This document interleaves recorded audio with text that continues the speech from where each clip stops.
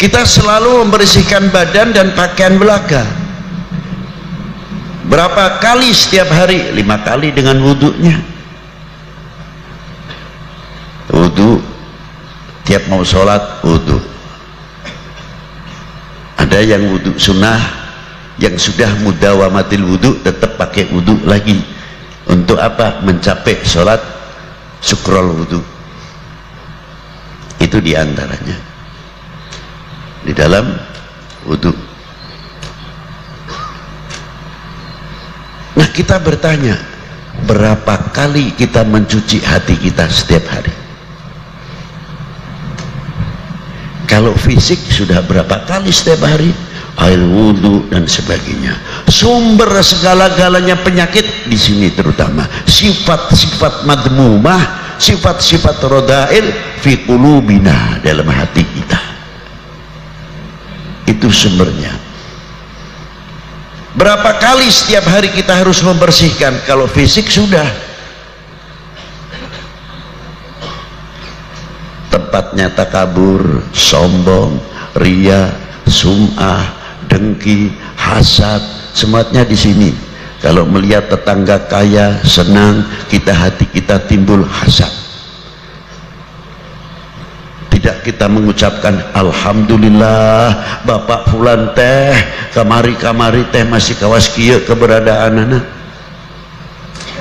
Alhamdulillah dipaparing ku Gusti ayeuna teh parantos bareng har. Moga-moga. Mestinya kita harus datang kepada beliau. Kang, punten jangan diborong sendiri. Kenapa? Cobalah kasih bacaan apa yang bisa supaya saya seperti Akang lah. Gimana? Saya datang ke tempatnya ajengan anu ya tolong dong bagiin saya. Kalau mamang Akang teh bisa zakat, minta supaya bisa zakat cuma Akang saja. Saya pun ingin kok Akang bisa bikin masjid. Kalau Akang bikin masjid, saya bisa ikut bikin masjid sama-sama. Tidak hitung 10 sak semen. Jangan nyumbang, ikut bangun masjid kok disumbang. Masjid yadul ulya di atas. Jadi kita ikut bangun masjid itu. Kalau masjid disumbang jatuh berarti namanya.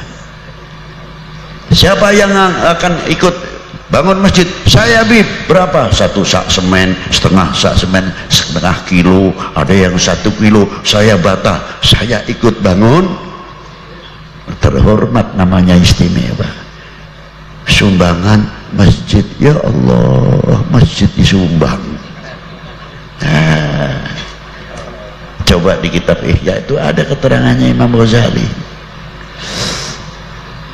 Itulah. Kalau kita tahu, coba nih disuruh baca saya tiap malam tuh suratul Waqiah 3 kali, tapi hatinya dijaga, jangan ta'alluq kepada ayatnya, ta'alluq kepada yang mempunyai ayat. Hatinya terpaut kepada Allah Ta'ala, jangan terpaut kepada bacaannya. Ya hatur nuhun, baca alhamdulillah ini bangkit. Lalu teman-teman yang lain coba ke dunia ekonomi, dunia Islam maju luar biasa kalau bisa begitu. Karena apa? Sama-sama membersihkan hati. Maka firmannya Allah Ta'ala tepat, ala bidzikrillahi tatma'innul qulub. Di situ diantaranya ada kiai, anaknya tanya pesantren di mana? Di sini. Wah hebat, terus maju.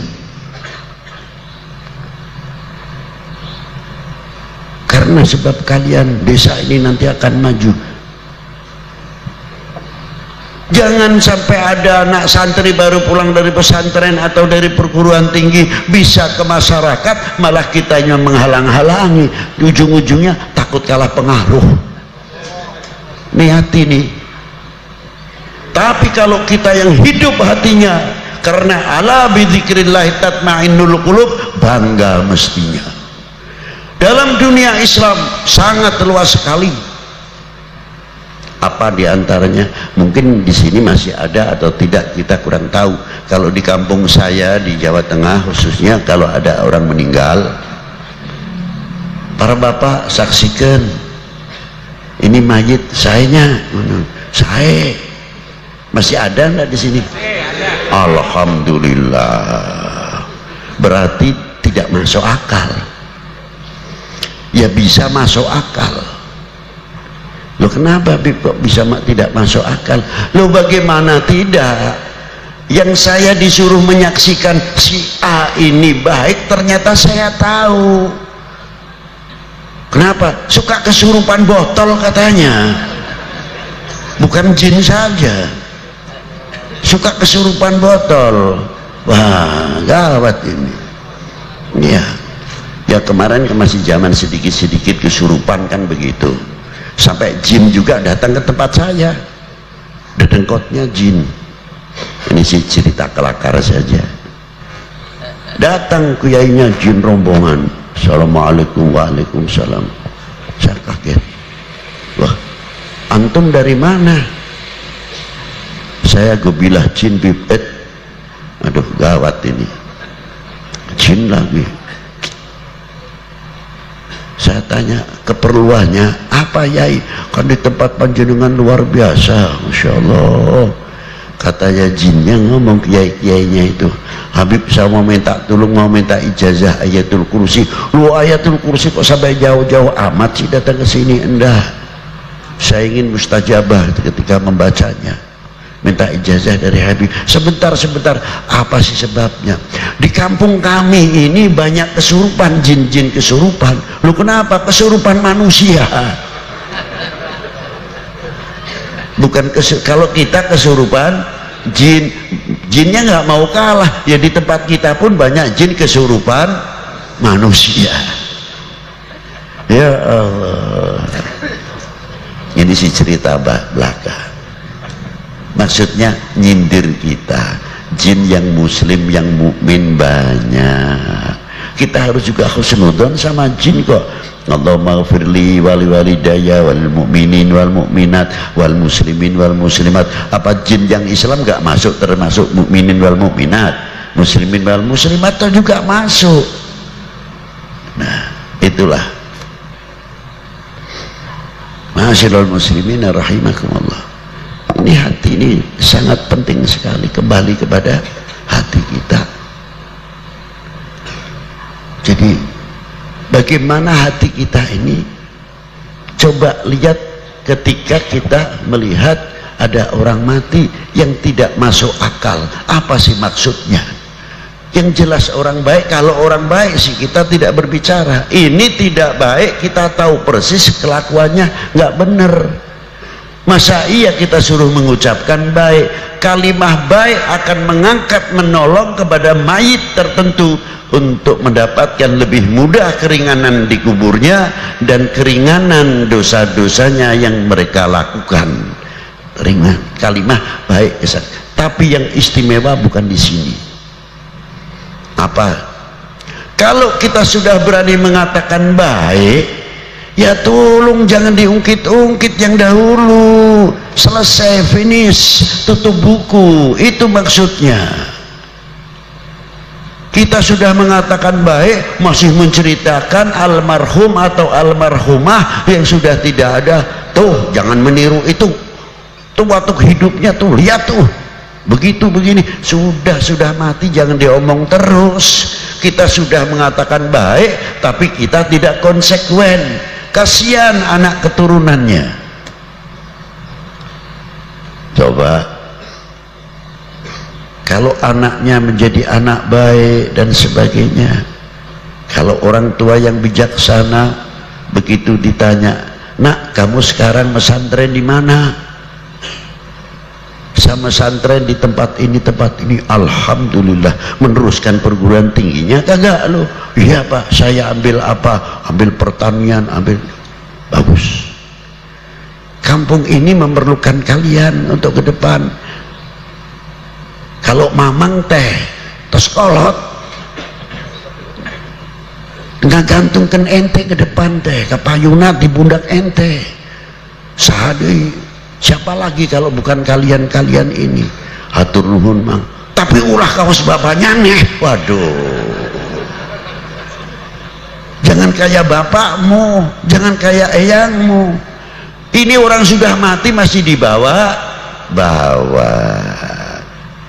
Kalau orang yang bijak bukan begitu. Begitu betul kamu. Di mana masih pesantren? Alhamdulillah, saya ingin punya anak seperti kalian. Loh kenapa? Jangan begitu. Ya iya, kita bukan main-main. Kamu luar biasa berarti. Kayak apa bapakmu di kuburnya bahagianya melihat mempunyai anak seperti kalian. Berarti kalian bisa membanggakan kedua orang tuamu. Luar biasa kalian. Bukan dibuka aibnya, malah diangkat. Berarti kamu anak yang baik, luar biasa. Begini kan? Bukan terus begini kan dijatuhkan. Itu dakwah ala sabili dakwah. Jadi ternyata menyatakan baik, tutup semuanya supaya kita tidak mengungkit-ungkit yang lain. Nah, ini semua peranannya di mana? Di sini, di hati. Nah, dengan zikir itu tadi menghasilkan apa? Ala bidzikrillahi tatmainnul qulub. Yang intinya di ahli torekot nanti ketinggian. Saya tidak mau berbicara torekot di sini dahulu, zikirnya saja. Kita bisa mengambil manfaat buahnya zikir atau tidak. Kalau kita sudah merasa bisa mengambil manfaatnya zikir, zikir ini semua umat insya Allah tenang semuanya, sebab mustahil janjinya Allah tidak tepat. Sebab kalau Allah Ta'ala sudah berjanji ala bidzikrillahi tatmainnul